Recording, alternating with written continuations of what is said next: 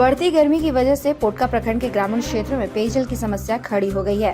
पोटका प्रखंड क्षेत्र जुड़ी पंचायत के सामर साई गांव में जहां पीएचडी विभाग से 2 जल मीनार तथा 14वां वित्त आयोग से 2 जल मीनार का निर्माण इसलिए किया गया था कि गांव में रह रहे सभी ग्रामीणों को शुद्ध पेयजल मिले, लेकिन ग्रामीणों का दुर्भाग्य है कि यह चारों जल मीनार पिछले 1 साल से खराब पड़ा हुआ है, जिसको लेकर ग्रामीणों में काफी गुस्सा है। महिलाएं विरोध में डेगची बाल्टी लेकर गांव में रैली निकालकर आक्रोश प्रकट किया, साथ ही विभाग के खिलाफ नारेबाजी भी की।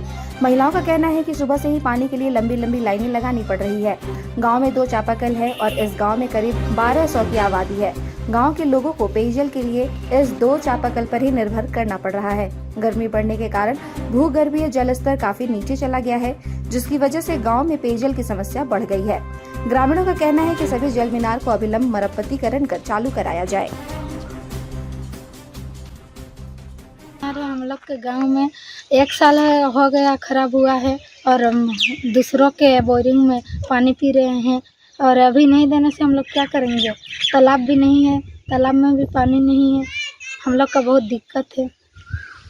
हम लोग का चापाकल होना जरूरी है, हम लोग का बोरिंग बनना जरूरी है। तालाब भी हम मीनार का रिपेयरिंग होना चाहिए। टांकी के सब भांगी छे, 4टा टांकी 4टा टांकी भांगी छे, बांधो जल নাই, সিনিয়াবার তো দূরের কথা, খাবার জল নাই।